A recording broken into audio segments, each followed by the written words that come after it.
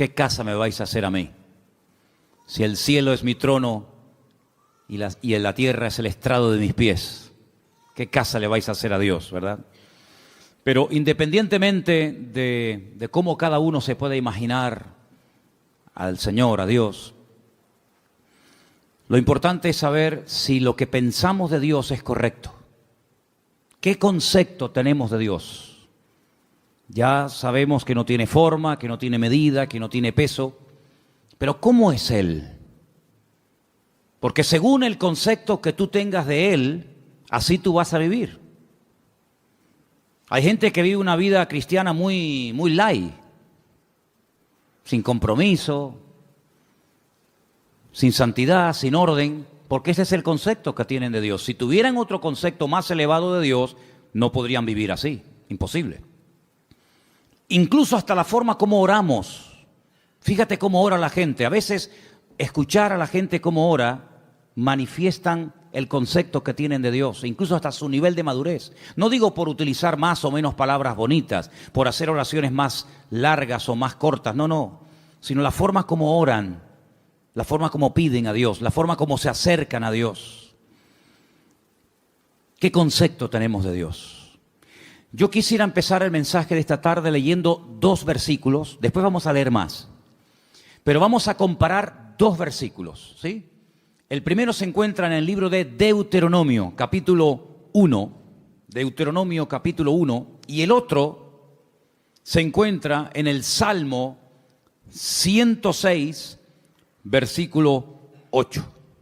Repito, Deuteronomio 1, 26 y Salmo 106, versículo 8. Hay un momento, y en esta semana hablábamos un poquito acerca de la aparente contradicción que existe cuando el Antiguo Testamento, cuando la Torá habla acerca del tema de los espías, mejor dicho, los exploradores, porque no eran espías, eran exploradores, que si Moisés los mandó, que si Dios le dijo que los mandara, que si fue una iniciativa del pueblo. Ya hemos hablado un poquito acerca de esta semana, Anderson y yo estuvimos hablando, aclarando que los acontecimientos que se relatan no están siempre en orden cronológico, ¿verdad? Entonces parece como que un texto a veces como contradice al otro. Es como cuando, por ejemplo, lees 1 Samuel y da la impresión de que Saúl nunca había visto a David y después resulta de que otro pasaje parece como que sí lo conocía. Entonces, bueno, ¿qué pasa? ¿Lo conocía o no lo conocía? Y hay muchos acontecimientos en la Biblia que se relatan, pero no se cuentan necesariamente en orden cronológico. Entonces tienes que leer todo lo que la Biblia dice sobre ese pasaje para ubicarte y saber por dónde van los tiros. Hay un momento en el que uno de cada tribu, es decir, 12 personas, suben a la tierra de Canaán mientras el pueblo espera en el desierto. Dice que van a reconocer la tierra, si no van como espías. El espía no se deja ver, el espía no quiere que lo vean. Espías fueron lo que mandó Josué a la ciudad de Jericó, previamente antes de atacarla, pero ellos no van escondidos, ellos van a cara descubierta. Ellos entran por las ciudades, van por los valles, cogen fruto de la tierra. Y cuando regresan, claro, el pueblo está esperando, subimos, no subimos, ¿cómo es la tierra?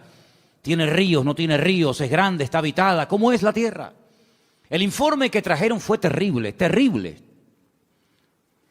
Y de los 12 que fueron, 10 como que se pusieron de acuerdo, tú.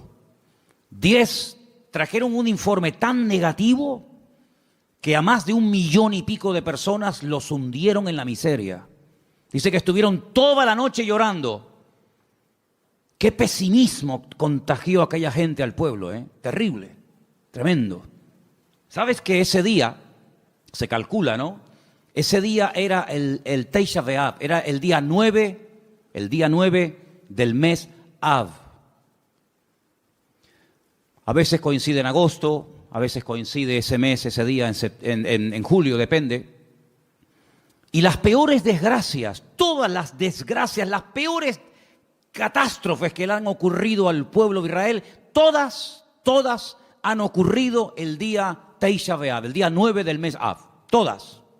la destrucción del primer templo, 9 de Ab, la destrucción del segundo templo, 9 de Ab, la expulsión por parte de los reyes católicos del pueblo de Israel de España, 9 de Ab, la firma de la eliminación total y absoluta de los judíos en Europa a través del régimen del Tercer Reich nazi, el día 9 de Ab, etcétera, etcétera, etcétera. Y es que ese día marcaron su destino, lloraron sin causa y a lo largo de la historia el Señor les daría motivos para que lloraran con razón. El día 9 de Ab. Por eso es un día triste, es un día en el que se esperan siempre todos los años en Israel que pueda ocurrir cualquier cosa. Y fíjense en el capítulo 1 del libro de Deuteronomio, a partir del versículo 26, cuando esta gente regresa, después de haber estado 40 días reconociendo el país, leemos: sin embargo, no quisisteis subir, dice Moisés, no quisisteis subir. Antes fuisteis rebeldes al mandato del Señor vuestro Dios. Fíjate, no dice no quisisteis entrar, no, que lo podía haber dicho. Dice, no quisisteis subir. Había que subir de nivel espiritual para poder tomar posesión de la tierra del Señor. No quisisteis subir, no quisisteis madurar. Os habíais estancado, os habíais quedado acomodados a la vida del desierto. Y ahora hay que subir, amigo. Y no solamente en el sentido físico, sino también en el nivel espiritual, para tomar posesión y para alcanzar ciertas y determinadas alturas espirituales. Uno tiene que subir, uno tiene que crecer. Y si no subes y si no creces, te pierdes la bendición. Y dice la Biblia que no quisieron subir. Pero no solamente no quisieron subir, sino que en el versículo 23 dice, y murmurasteis en vuestras tiendas. No es que se negaron a decir, no queremos subir, aquí nos quedamos, sino que en las tiendas donde ellos vivían en el desierto, tuvieron toda la noche murmurando, hablando mal, quejándose, lamentándose.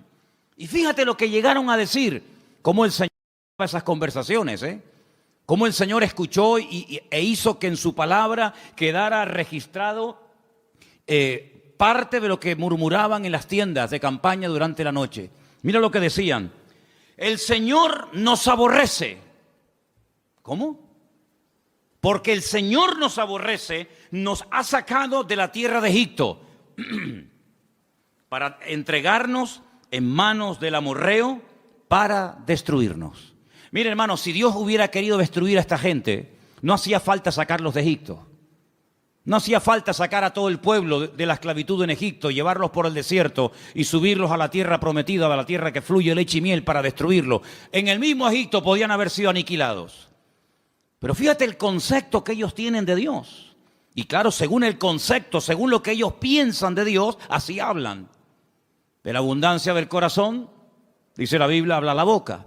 Como Dios nos aborrece, nos sacó de Egipto. ¿Así? Es decir, que Dios te sacó de Egipto porque te aborrece. ¿Eso es lo que tú crees?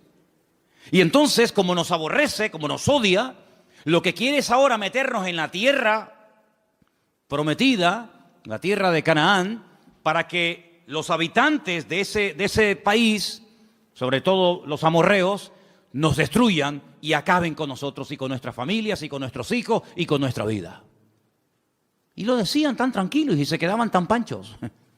Todos sabemos que esa noche, como acabo de decir, sellaron su destino y Dios dijo, ahora sí que no van a entrar, amigo.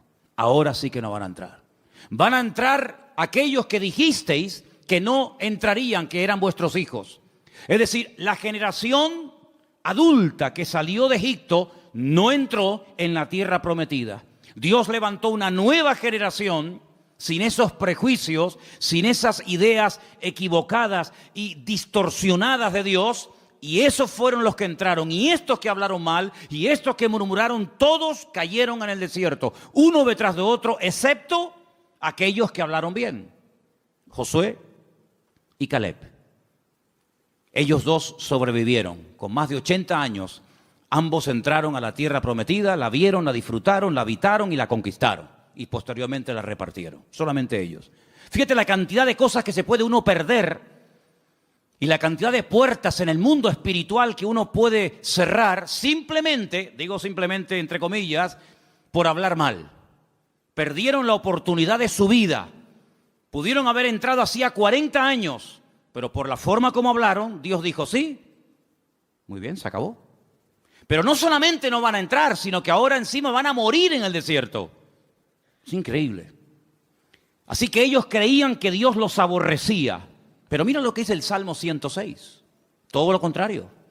Todo lo contrario. El Salmo 106, dicho sea de paso, es un resumen de lo que ocurrió desde que salen de Egipto hasta que prácticamente entran en Canaán a través de Josué. Es un salmo muy interesante. Si quieres conocer bastante de la historia de Israel en esta época de la historia, lee el Salmo 106, es muy interesante. Pero voy a leer solamente el versículo 8. Salmo 106, verso 8. ¿Lo tienen, hermanos? Dice, pero Él los salvó por amor de su nombre, para hacer para hacer notorio su poder. Si comparamos lo que dice Deuteronomio, y lo que decía el pueblo, y lo que el Señor dice a través del Salmo 106, no tiene nada que ver una cosa con otra. En un pasaje dice, Dios nos sacó de Egipto porque nos odia, porque nos aborrece, y lo que quiere es aniquilarnos y destruirnos. Y el Salmo 106 lo que dice es que la razón principal por la cual el Señor sacó al pueblo de Israel de la esclavitud en Egipto es por amor. No porque los aborrecía, sino por amor. Yo pregunto, de las dos opiniones, la del pueblo y la de Dios, ¿cuál será la correcta? ¿Quién dijo la verdad? Evidentemente el Señor. ¿Quién se equivocó? ¿Quién habló mal? El pueblo. ¿Quién pagó las consecuencias de hablar mal? El pueblo. ¿Quién perdió la bendición? El pueblo.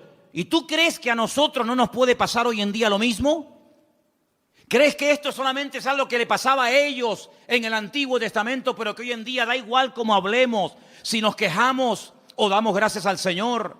Si somos personas con una actitud, digamos, de agradecimiento y de gratitud, o estamos todo el santo día lamentándonos, que da igual.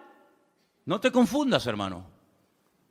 ¿Cuántas personas, incluso que van por la vida llamándose creyentes, se pueden llegar a perder tremendas bendiciones del Señor por la forma como hablan?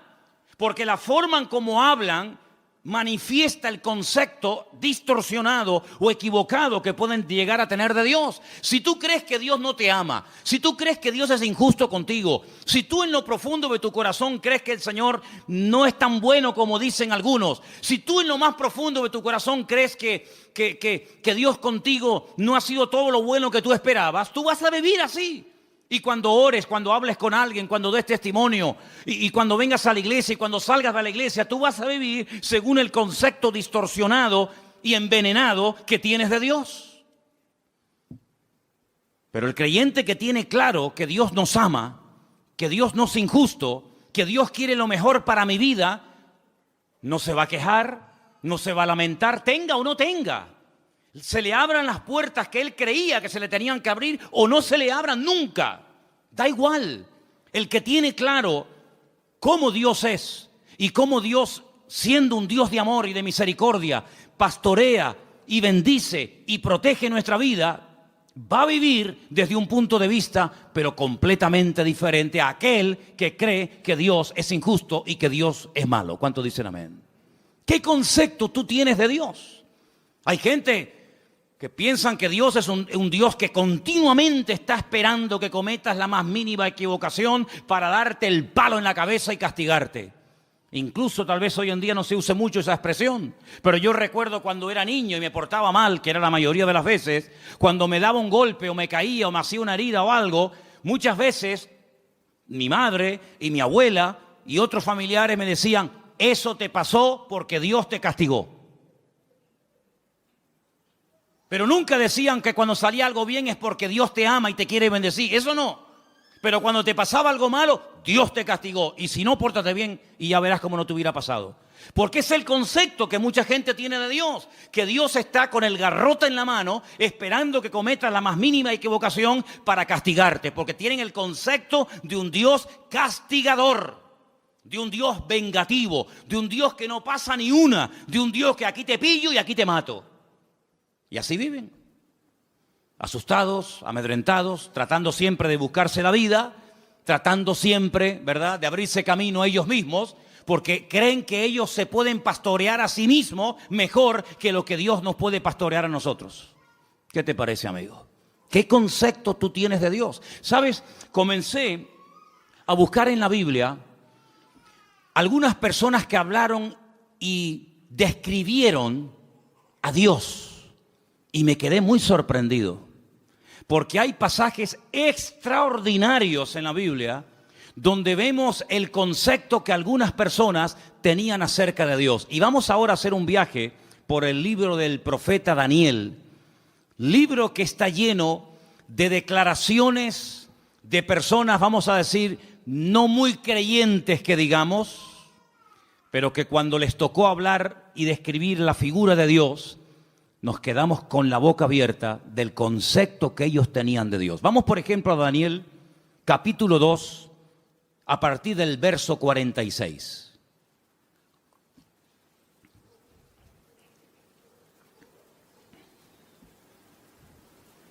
Hermano Jorge, le van a faltar brazos. ¿No será más cómodo ponerse unas gafas?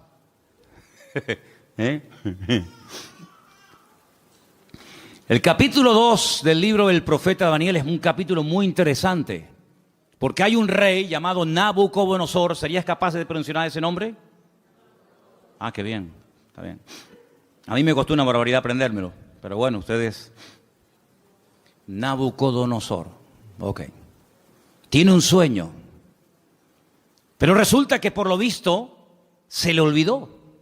Pero el sueño lo marcó de tal manera que al día siguiente él reúne a sus magos, sátrapas, astrólogos, adivinos, etcétera, y les dice: anoche tuve un sueño que me perturbó, me robó la paz.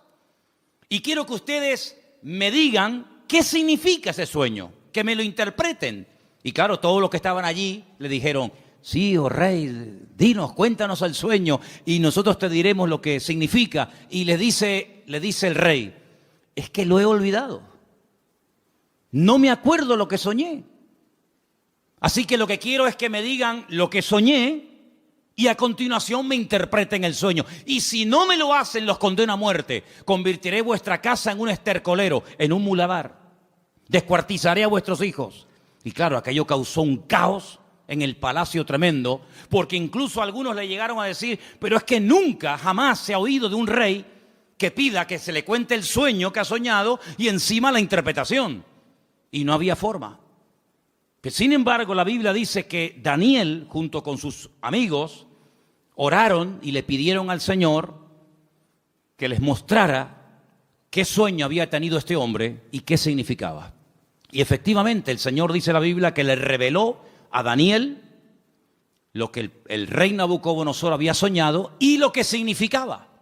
Y cuando llega Daniel a la presencia del rey Nabucodonosor, pues le dice: mira, lo que tú has dicho, ningún hombre te lo puede interpretar, nadie en esta vida, ni mago, ni astrólogo, ni sátrapa, ni adivino, jamás te lo podrá decir. Pero dice: pero hay un Dios en los cielos que revela los misterios a los hombres. Y en este caso Dios me ha escogido a mí para decirte que tú lo que soñaste es que vistes una estatua enorme de 4 materiales diferentes. Viste que la estatua tenía, o la imagen tenía, una cabeza de oro. Ese eres tú, ese es tu imperio Babilonia. Pero luego después de ti se levantará otro imperio, y dice que vio el pecho y los brazos de plata, y le dice: serán el imperio de los medos persas que se unirán y formarán un segundo imperio. Pero caerá ese imperio con el paso del tiempo y se levantará un tercer imperio que será el de Alejandro Magno, los griegos, ¿verdad?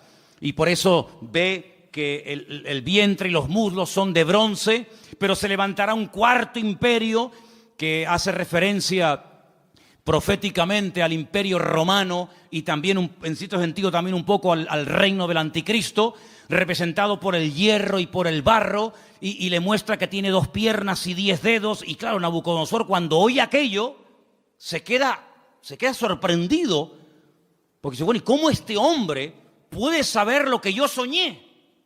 Esto es algo increíble, aunque no le dieran la interpretación. El simple hecho de que este hombre haya recibido el sueño que yo tuve, ya me deja con la boca abierta. Pero si encima me dice lo que esto significa, entonces ya esto es el máximo. Y efectivamente, el profeta Daniel se lo interpretó y le dijo, en fin, lo que iba a pasar a lo largo de la historia, los imperios, los que iban a caer, los que no iban a caer, quién iba a ser el primero, el segundo, el tercero, el cuarto, etcétera, etcétera. Y cuando termina de contarle el sueño con su correspondiente interpretación, en el capítulo 2, verso 46 del profeta Daniel, ahora habla el rey y dice, escucha, atento. Entonces el rey Nabucodonosor se postró sobre su rostro y se humilló ante Daniel. Esto es increíble. Y mandó que le ofreciesen presentes e incienso a Daniel. Y el rey habló a Daniel y le dijo, ciertamente el Dios vuestro es Dios de dioses y Señor de los reyes, y el que revela los misterios, pues pudiste revelar este misterio. ¿Cuántos dicen amén? Y ahí se da cuenta Nabucodonosor que el Dios de Daniel, que no es el suyo, dicho sea de paso, es un Dios superior.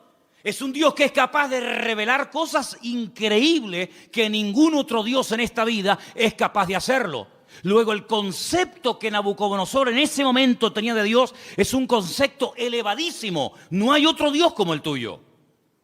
Pero ustedes piensan que ese concepto, esa opinión buena, buenísima que tenía del Dios de Daniel, hizo que este hombre cambiara radicalmente de la noche a la mañana. Nada que ver. Una cosa es que tú sepas lo que Dios es y lo que Dios hace, lo que Dios permite y lo que Dios prohíbe, y otra cosa es que tú actúes en consecuencia al conocimiento que tienes de Dios.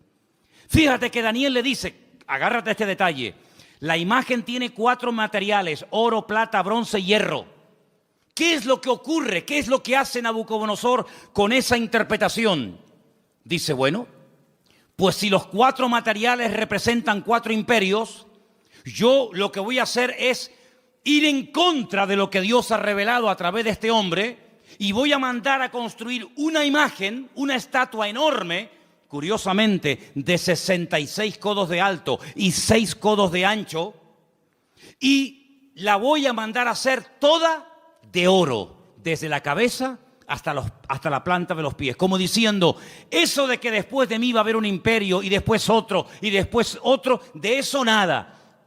La voy a hacer toda de oro, como diciendo, aquí el único imperio del cual se va a hablar y va a perdurar en el tiempo y en el espacio va a ser el reino de Nabucodonosor, el reino de Babilonia, que representa al oro. Y ahora en el capítulo 3, lo que vemos es al rey Nabucodonosor, en el versículo 28, ordenándole a toda la población de su reino que se postren y adoren la imagen que él ha levantado. Y ahí encontramos un pasaje increíble, extraordinario, donde vemos que hubieron 3 personas que no quisieron postrarse ante su imagen. Capítulo 3, versículo del 28 en adelante, dice así la palabra. Entonces Nabucodonosor dijo, bendito sea el Dios de ellos, de Sadrat, de Mesat, de Abednego, que envió su ángel y libró a sus siervos que confiaron en él y que no cumplieron el edicto del rey y entregaron sus cuerpos antes que servir y adorar a otro Dios que es su Dios. Por lo tanto, decreto que en todo pueblo, nación o lengua que dijere blasfemia contra el Dios de Sadrat, Mesad y Abednego, sea descuartizado y su casa sea convertida en muladar, por cuanto no hay Dios que pueda librar como este. Él se dio cuenta de que el fuego no destruyó a estos 3 jóvenes valientes, porque ellos le dijeron al rey de Nabucodonosor, aunque nos des otra oportunidad, no nos vamos a postrar ante tu imagen. Nosotros solamente adoramos a Dios. Y si ese acto de adorar a Dios implica el que muramos hoy quemados, pues estamos dispuestos a morir quemados. ¿Y qué? Si esa es la muerte, porque yo no elegí ni el día, ni el lugar, ni la forma como nací, pero tampoco podemos elegir ni el día, ni la hora, ni la forma de nuestra muerte. Esas son cosas que escapan al ser humano. Es algo que no podemos escoger, por muy sabios o ricos o intelectuales que seamos. Por lo tanto, si la muerte que Dios ha escogido para nosotros es morir quemados, moriremos quemados, no pasa nada. ¿Creemos que Dios nos puede librar del fuego? ¿Lo creemos? ¿Y nos puede librar de tu mano? ¿Lo creemos totalmente? Pero si no nos quiere librar el Señor, sino que Él hoy quiere que muramos y hasta aquí llegó nuestra vida, tampoco nos vamos a postrar. Y dice la Biblia que fueron lanzados, amarrados, dentro del horno de fuego. Y lo que le sorprendió a Nabucodonosor es que no se quemaron, que no solamente había personas vivas dentro del horno, sino que había 4 personajes protegiendo el cuarto personaje a estos jóvenes. Y dice la Biblia que cuando salieron, ni el pelo de su cabeza se había quemado, ni sus ropas olían a humo. Y ante semejante milagro, ya van dos, la interpretación del sueño a través de Daniel, cómo Dios protege milagrosamente la vida de Sadrach, Mesach y Abednego, vuelve otra vez a reconocer que el Dios de esta gente es el Dios todopoderoso, un Dios superior al que Él tiene. Un Dios que es capaz de proteger de la muerte segura a unas personas porque confiaron en Él. Y ya van 2. Pero amados hermanos, lo que dice Nabucodonosor de Dios es tremendo. Es un Dios que salva, es un Dios que libra, es un Dios que protege, es un Dios superior, es Dios arriba, es Dios abajo. Algo increíble el concepto que Nabucodonosor tenía de Dios. Pero el concepto por sí mismo, el conocimiento por sí mismo no es suficiente. Después vamos a ver qué más hace falta. Seguimos en Daniel, capítulo 4. Este rey Nabucodonosor le da lugar a la soberbia, le da lugar al orgullo, a la arrogancia, paseándose por Babilonia, que era una joya en aquellos tiempos. Comienza a presumir de su ciudad, de sus jardines, de sus conquistas, de sus palacios. Y la Biblia nos enseña que este hombre entra en un periodo de locura totalmente. Pierde el sentido. Y la palabra de Dios dice que lo arrojan al monte. Vamos a leer en el versículo 33. En aquella hora se cumplió la palabra sobre Nabucodonosor. Fue echado de entre los hombres y comía hierba como los bueyes. Su cuerpo se mojaba con el rocío del cielo, y hasta que su pelo creció como plumas de águila y sus uñas como las de las aves. Mas al fin del tiempo yo, Nabucodonosor, alcé mis ojos al cielo y mi razón me fue devuelta y bendije al Altísimo y alabé y glorifiqué al que vive para siempre, cuyo dominio es sempiterno y su reino por todas las edades. Todos los habitantes de la tierra son considerados como nada, y Él hace según su voluntad en el ejército del cielo y en los habitantes de la tierra, y no hay quien detenga su mano y que alguien le diga: ¿qué haces? En este mismo tiempo mi razón me fue devuelta, y la majestad de mi reino, mi dignidad, mi grandeza volvieron a mí. Y mis gobernadores y mis consejeros me buscaron, y fui restablecido en mi reino, y mayor grandeza me fue añadida. Ahora yo, Nabucodonosor, alabo, engrandezco y glorifico al Dios del cielo, porque todas sus obras son verdaderas y sus caminos justos, y Él puede humillar a los que andan con soberbia. ¿Cuántos dicen amén? Si las palabras que Nabucodonosor habla de Dios, luego sus acciones son otra cosa. Lo que hace es otra cosa diferente. Pero cuando habla de Dios, son maravillas. Son cosas tremendas, preciosas. Lo alaba, lo bendice, lo glorifica, lo levanta en alto, lo reconoce. Y parece como que ya Nabucodonosor ha cambiado y tiene claras las ideas, pero ni aún así, hermanos, ni aún así. Pero lo que estamos hablando en esta tarde es el concepto que tenía Nabucodonosor de Dios. Pero en el libro de Daniel aparecen otros reyes. Por ejemplo, hay un rey que es el rey Darío, el rey Ciro, que también aparece. Y en el capítulo 6,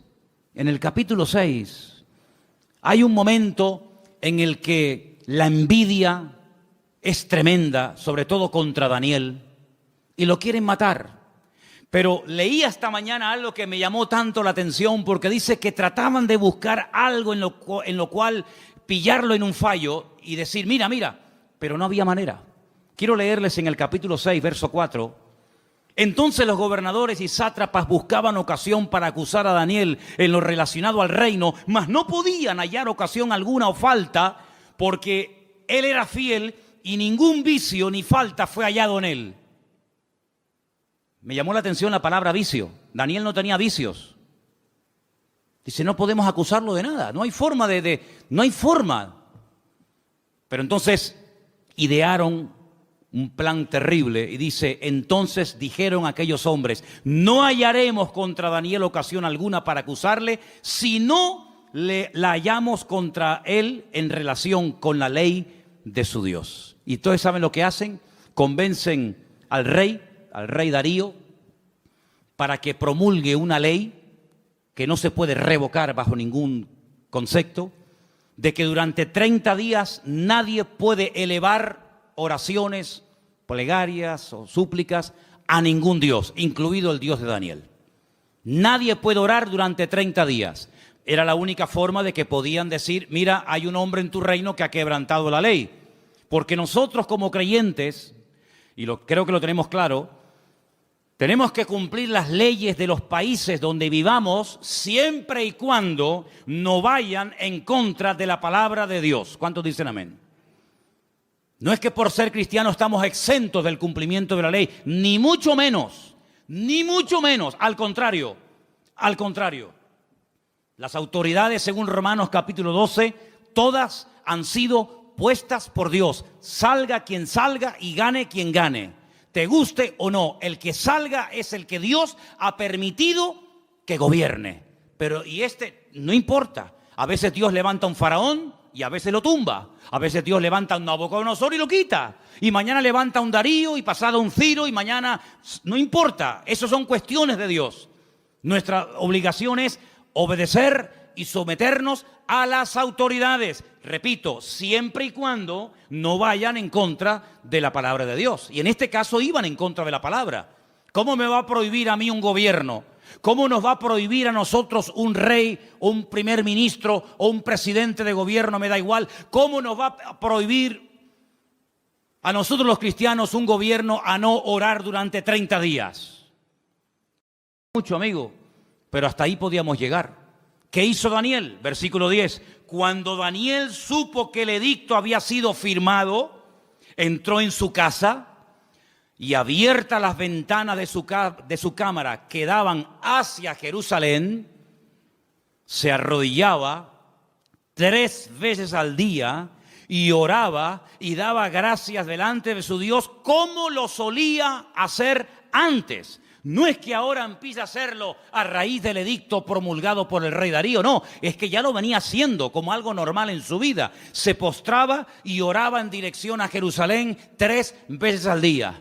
Shaharit, Minjá y Arbit, las 3 oraciones que hace el pueblo de Israel diariamente, por la mañana, por la tarde y por la noche. Por la mañana, por la tarde y por la noche. Y aquí está Daniel haciendo lo que durante miles de años el pueblo de Israel ha hecho, postrarse y orar 3 veces al día.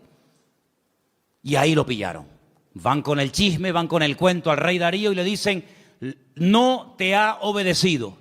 Hay un hombre en tu reino llamado Daniel que ha quebrantado la orden y merece la muerte. Claro, cuando el rey se entera de que es nada más y nada menos que Daniel, al que él respetaba, admiraba y amaba, le pesa en el corazón, pero amigo, lo firmado es ley y no te queda más remedio que sentenciarlo a muerte. En esta ocasión no vas a morir quemado. Como ya se intentó matar a tus compañeros, en esta ocasión te espera el foso de los leones. Y yo creo, hermano, que aquellos leones pasaban más hambre que el perro de un hippie. Yo creo que aquellos leones tenían un hambre, si que era totalmente imposible salir con vida de aquel foso de los leones. ¿Qué te parece? Qué bonito es ver a un león detrás de la jaula, detrás de las rejas. Me acuerdo que una vez hicimos un viaje, hago un paréntesis. Estábamos viviendo en Argentina y tuvimos la oportunidad de ir al norte, bien al norte de Argentina, a la provincia de Misiones. Y allí había un matrimonio que nos hospedó, un matrimonio de alemanes. Y un día nos quisieron llevar a las famosas cataratas de Iguazú, las cataratas más grandes del mundo y las más hermosas. Y por el camino paramos y entramos en un zoológico que la verdad que era deprimente el zoológico aquel. Pero bueno, entramos. Y había una valla, una tela metálica tan fina que yo decía, pero esto es un peligro. ¿Cómo pueden tener a un león con una vallita que era de papel, aquello? Y el león estaba al otro lado de la valla, yo estaba aquí, y el león estaba patas arriba, durmiendo profundo.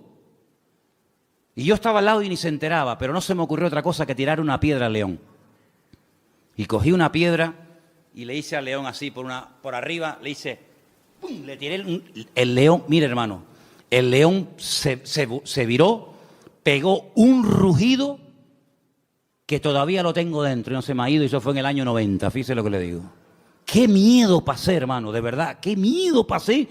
Un león enfadado es terrible, ¿eh? Terrible. Y ahora meten a Daniel en un foso de leones. Como mínimo, si dice leones, plural, como mínimo tiene que haber 2, pero seguramente había mucho más. Al día siguiente, el rey se va corriendo al foso de los leones, donde el día anterior habían echado a su amigo Daniel. Y dice en el verso 19, capítulo 6, el rey pues se levantó muy de mañana y fue apresuradamente al foso de los leones. Lo quería, ¿eh? Y acercándose al foso llamó a voces a Daniel con voz triste y le dijo, Daniel, siervo del Dios viviente, el Dios tuyo, a quien tú continuamente sirves, ¿te ha podido librar de los leones?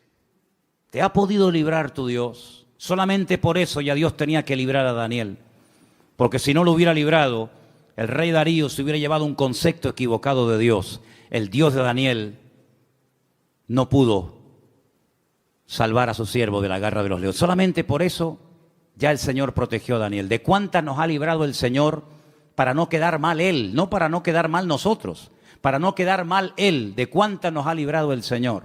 ¿Verdad? Y acercándose al foso lo llamó, ya lo hemos leído, versículo 21. Entonces Daniel respondió, dijo, oh rey, vive para siempre, mi Dios envió su ángel, el cual cerró la boca de los leones para que no me hicieran daño, porque ante él fui hallado inocente, y aún delante de ti, oh rey, no he hecho nada malo. Entonces se alegró el rey en gran manera a causa de él, y mandó sacar a Daniel del foso, y Daniel fue sacado del foso, y ninguna lesión se halló en él, porque había confiado en su Dios. Y el rey dio orden, y fueron traídos aquellos hombres que habían acusado a Daniel, y fueron echados en el foso de los leones, ellos, sus hijos, sus mujeres, y aún no habían llegado al foso, al fondo del foso, cuando los leones se apoderaron de ellos y quebraron todos sus huesos. Entonces el rey Darío escribió a todos los pueblos, naciones y lenguas que habitaban en toda la tierra, paz o sea multiplicada, de parte mía es puesta esta ordenanza, que en todo el dominio de mi reino todos teman y tiemblen ante la presencia del Dios de Daniel. Escucha ahora el concepto elevadísimo que tenía Darío de Dios. Porque Él es Dios viviente. ¿Cuántos dicen amén? Permanece por todos los siglos. ¿Cuántos dicen amén? Su reino no será jamás destruido. Su dominio perdurará hasta el fin. Él salva. ¿Cuántos dicen amén? Él libra. Hace señales y maravillas en el cielo y en la tierra. Él ha librado a Daniel del poder de los leones. Y Daniel prosperó durante el reinado de Darío y durante el reinado de Ciro el persa. Fíjate qué concepto por aquel milagro, por aquella maravilla hecha por el Señor, proteger milagrosamente de la muerte, devorado por las fieras, por los leones a Daniel. Este hombre dice cosas tremendas que muchos cristianos cuestionan. Él dice Dios salva, pero Dios libra, hace maravillas. Hay algunos cristianos que no creen que Dios hace maravillas. Hay algunos cristianos que incluso se han atrevido a publicar y a decir desde púlpitos y desde revistas y desde páginas web, etcétera, etcétera, que ya no existen milagros.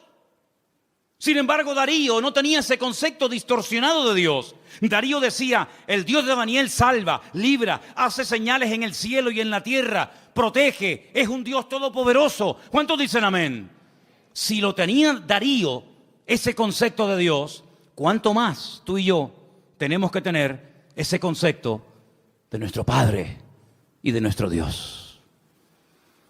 Todos estos pasajes que estamos viendo nos están descubriendo cómo es Dios a través de la óptica de, vamos a decir, de inconversos. Personas que eran impactadas, personas que quedaban con la boca abierta ante semejantes maravillas. Pero hay un pasaje que encontré en el Nuevo Testamento, en el libro de los Hechos, que para mí es una de las mejores descripciones de Dios de toda la Biblia. Está en el libro de los Hechos, el capítulo 17. Y es concretamente una parte del mensaje profundo que el apóstol Pablo dio cuando se encontraba de visita en Grecia, concretamente en la ciudad de Atenas. En el capítulo 17 del libro de los Hechos, a partir del verso 24, Pablo, hablándole a aquella gente allí en Grecia, dice, si quieren arrancamos desde el versículo 22, ¿vale? Hechos 17, 22. Entonces Pablo, puesto en pie en medio del Areópago, dijo, varones atenienses, en todo observo que sois muy religiosos. Qué curioso cómo eran los griegos, ¿eh? Eran religiosos, eran hedonistas, deportistas, un culto al cuerpo tremendo. Es una sociedad muy, muy parecida a la que vivimos nosotros hoy en día, ¿verdad? No eran ateos, eran muy religiosos. Dice, porque pasando y mirando vuestros santuarios, hallé también un altar en el cual estaba esta inscripción: al Dios no conocido.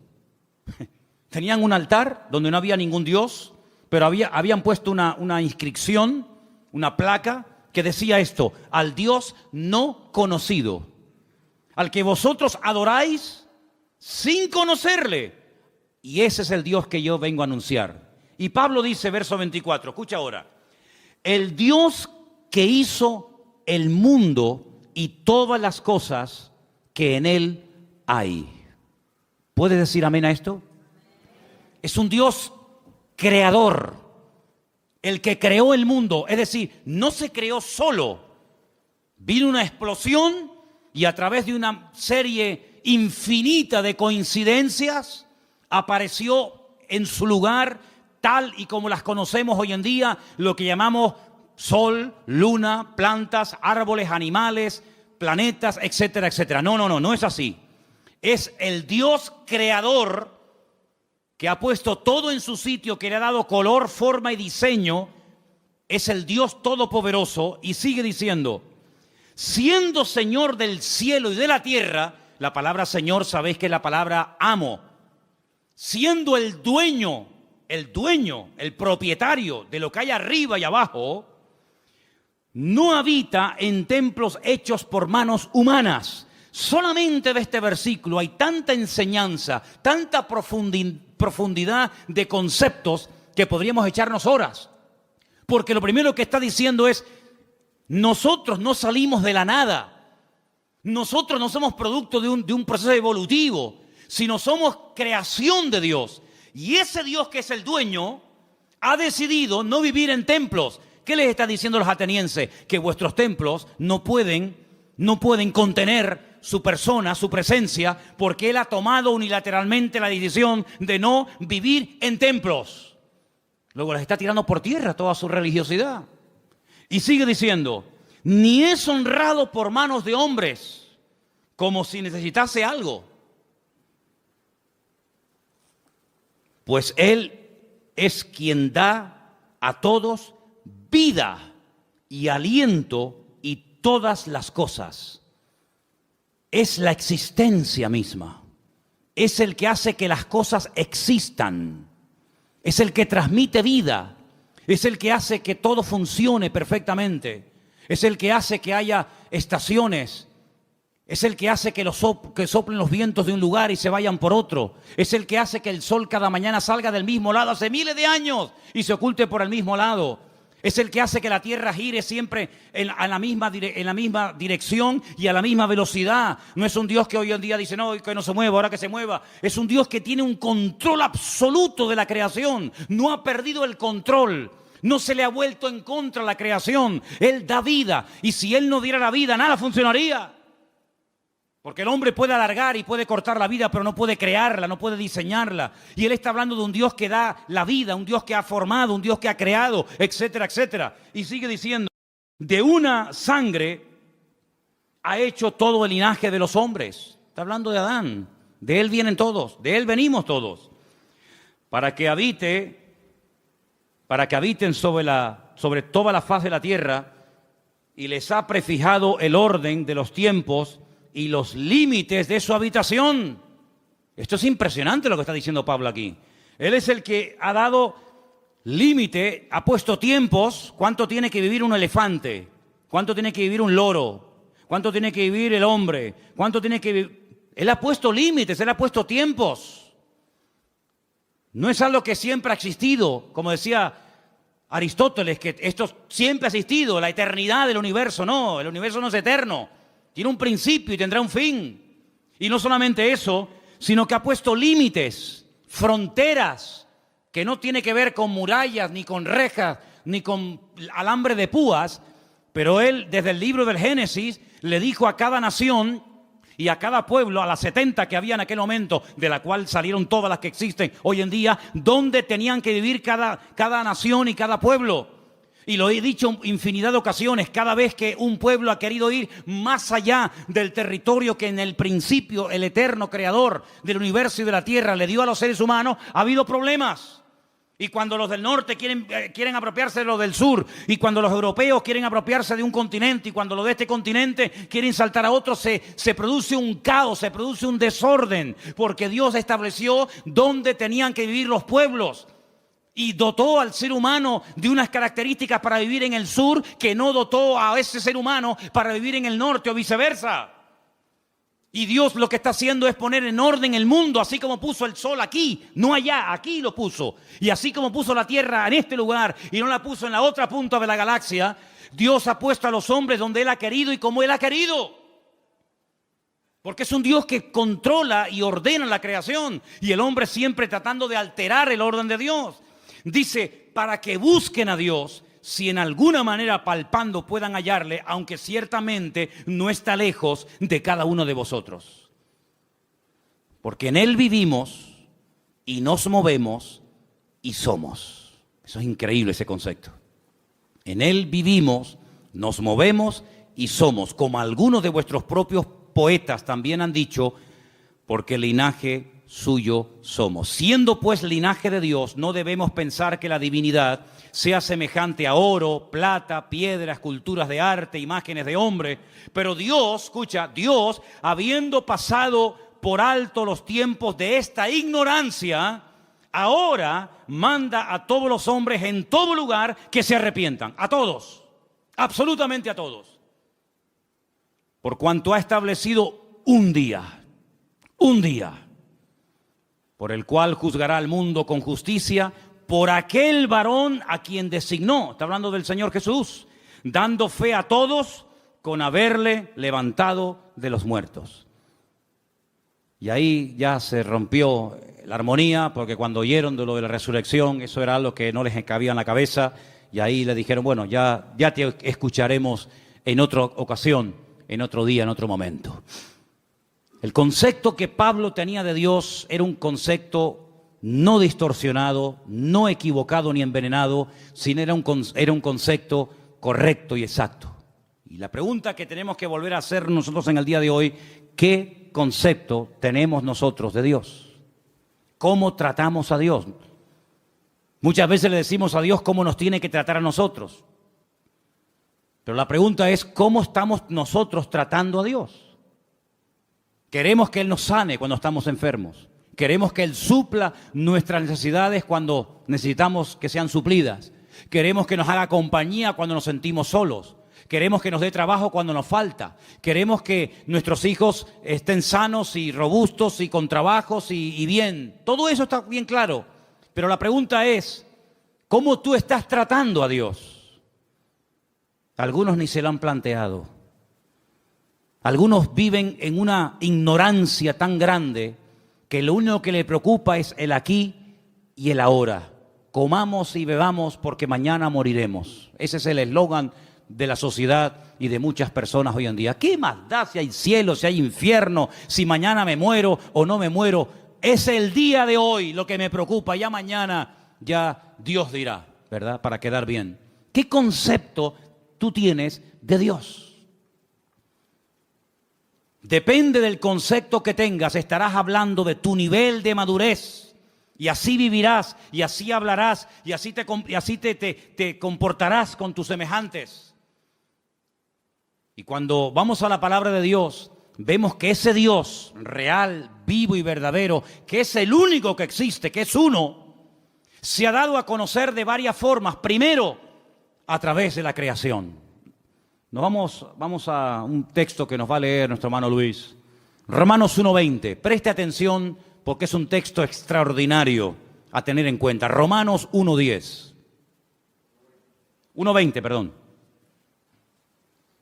Porque las cosas invisibles de Él, su eterno poder y deidad, se hacen claramente visibles desde la creación del mundo, siendo entendidas por medio de las cosas hechas, de modo que no tienen excusa. Dios dice en su palabra que nadie tiene excusa para no creer en Dios.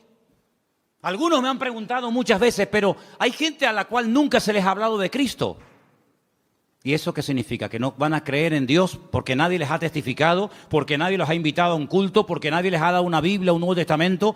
Dice el Señor, y lo declara categóricamente en la palabra a través de la boca de Pablo, que a través de la creación el hombre puede llegar a la conclusión de que detrás de lo que vemos, detrás de lo creado, hay un creador.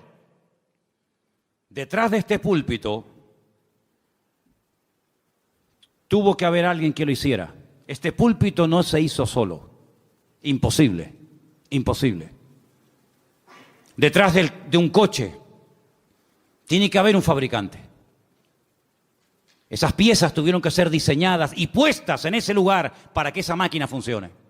El reloj que llevamos, el reloj que llevamos todos en la pulsera, en la muñeca.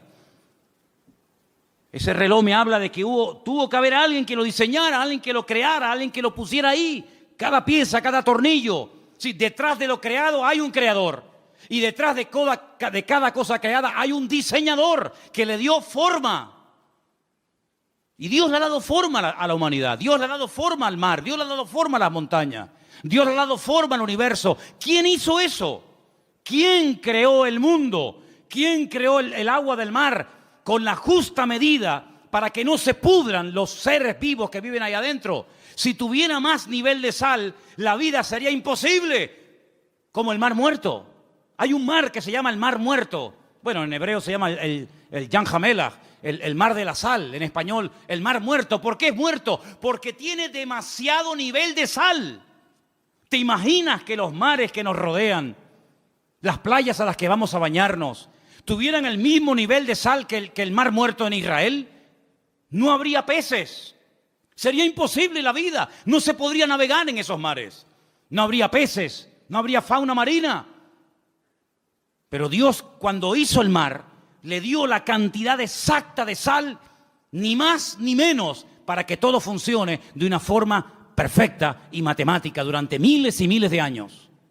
Así de claro, hermano. Si el sol estuviera un poco más cerca, sería imposible la vida en el planeta Tierra. Moriríamos todos achicharrados, quemados.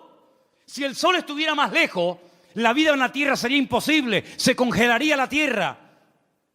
Pero Dios lo puso justamente donde tiene que estar y como tiene que estar, para que ni caliente demasiado ni enfríe demasiado. Ahí está, donde tiene que estar. Dios todo lo ha diseñado de una forma increíble, pero algunos, mentes sabias, dicen que no. Que detrás de todo eso no está Dios, que detrás de todo eso hay un proceso evolutivo, hay un Big Bang, hay unas explosiones, hay un cúmulo de coincidencias, millones de coincidencias para que todo forme lo que llamamos mundo, universo, tierra.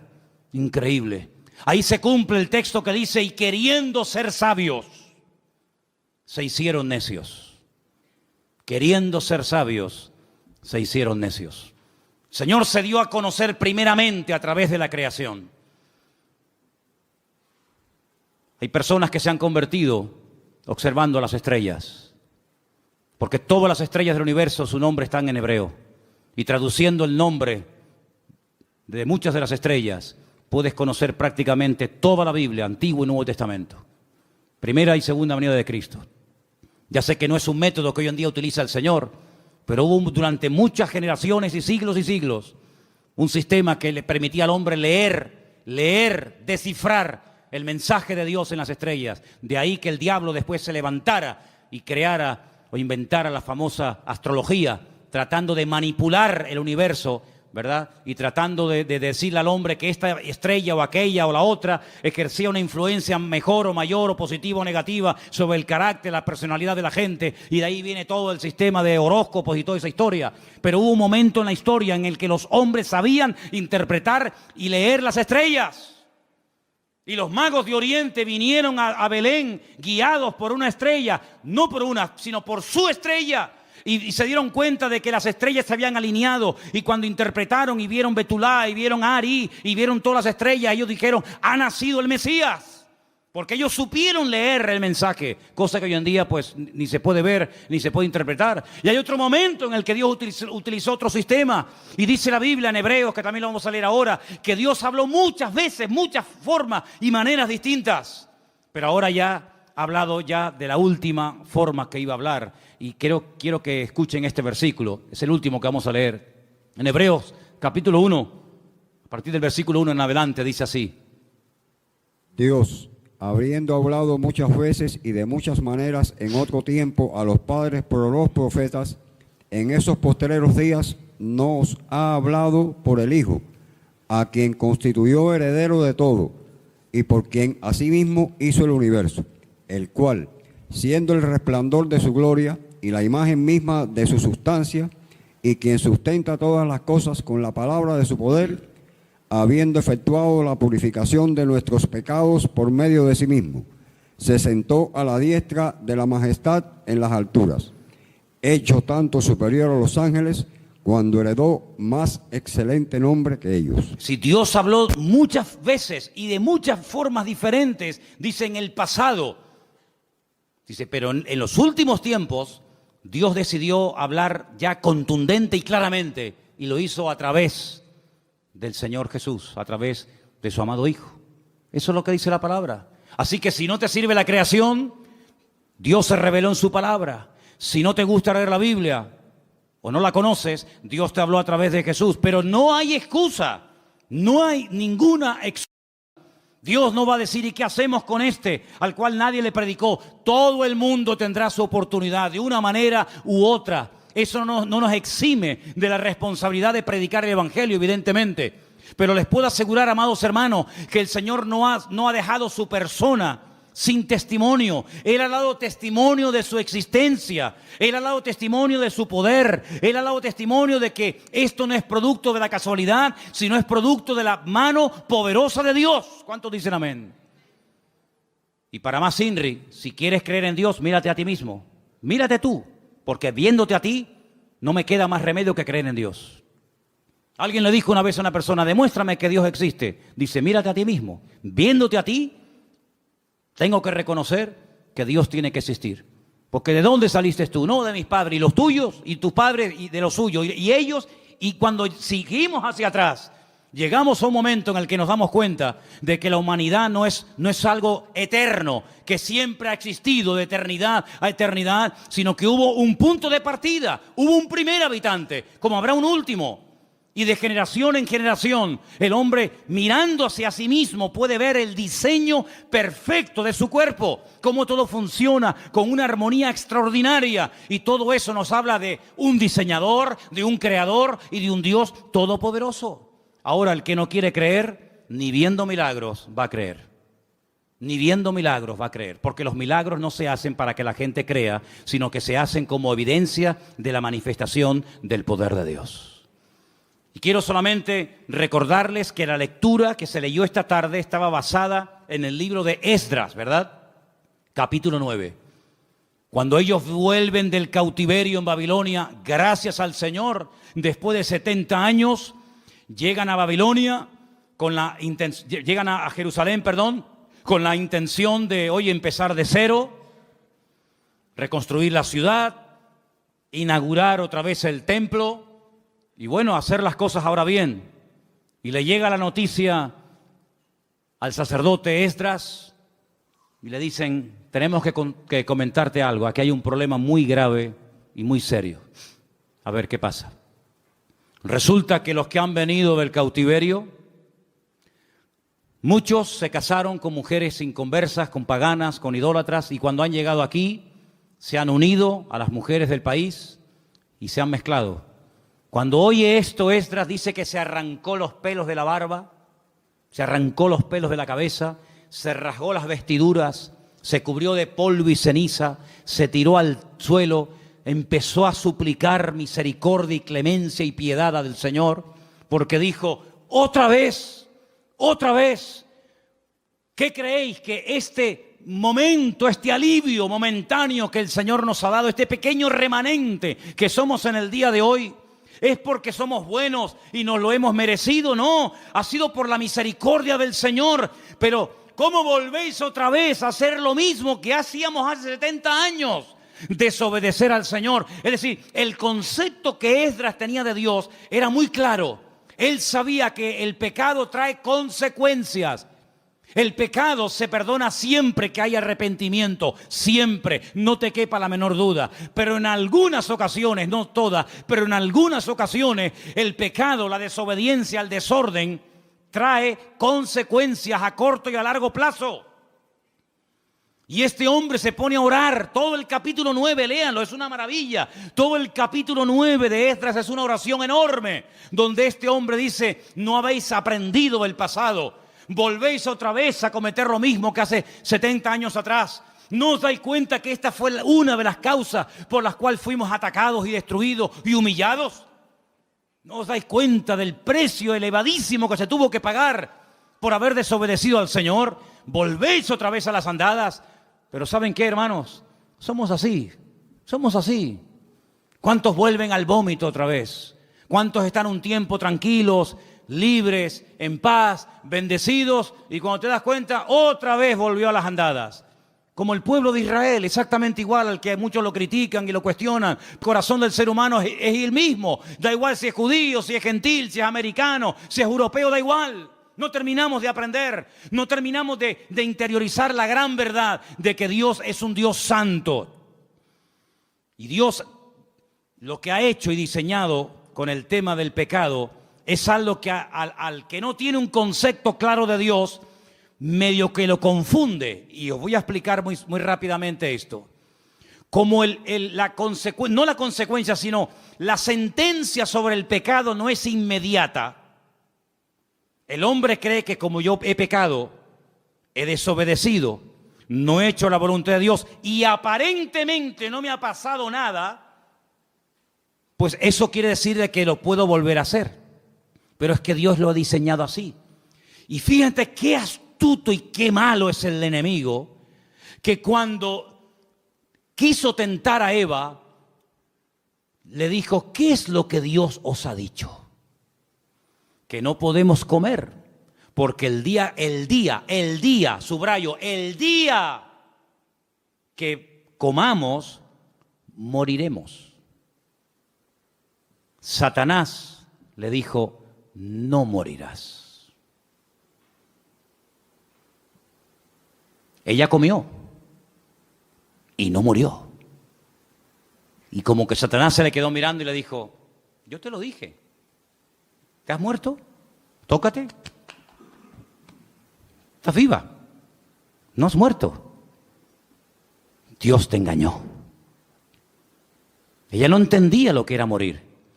Es el primer pasaje de la Biblia donde te das cuenta que un concepto equivocado y distorsionado de la persona de Dios te hace creer mentiras, y las mentiras te esclavizan y te condicionan la vida.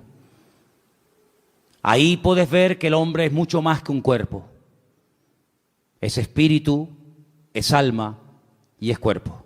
Sin embargo, cuando su marido come, se esconde de Dios, le da vergüenza hablar con Dios, y Dios lo confronta y le dice, ¿dónde estás? Como diciendo, ¿qué has hecho? ¿Qué te ha pasado?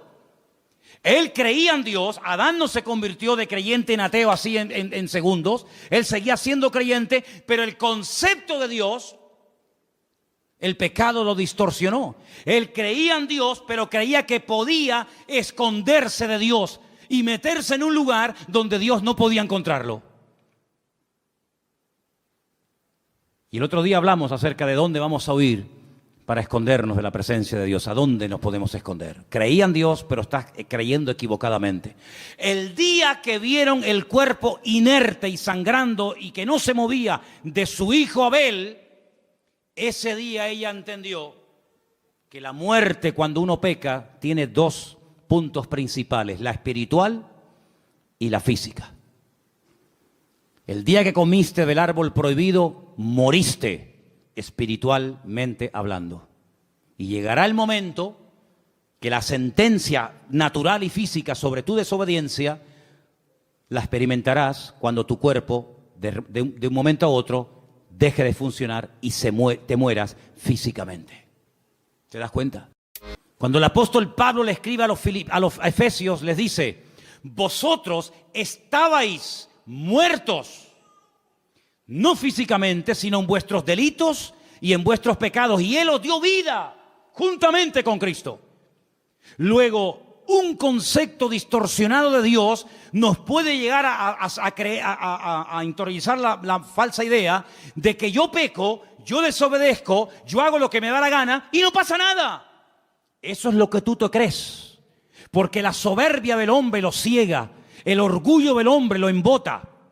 Y dice la Biblia que el hombre natural, el hombre que ha perdido la sensibilidad, ni siente ni padece, incluso hasta se burla y se ríe del que dice que cree en Dios, del que dice que existe otra vida, del que dice que existe cielo e infierno, y se ríe porque dice y se engaña a sí mismo: pero si yo siendo ateo y sin leer la Biblia y sin ir a la iglesia que tú vas, yo vivo mejor que tú. Y es la falsa seguridad que el diablo le mete en la cabeza a mucha gente, que se creen que porque tienen, son, y no se dan cuenta que el que se salva no es el que tiene, sino el que es. Y el que es aquel que humilló su corazón delante de la presencia del Señor. Entonces, ¿qué concepto tú tienes de Dios? ¿Crees que tu Dios es un Dios que tú puedes mangonear? Así orarás y así vivirás.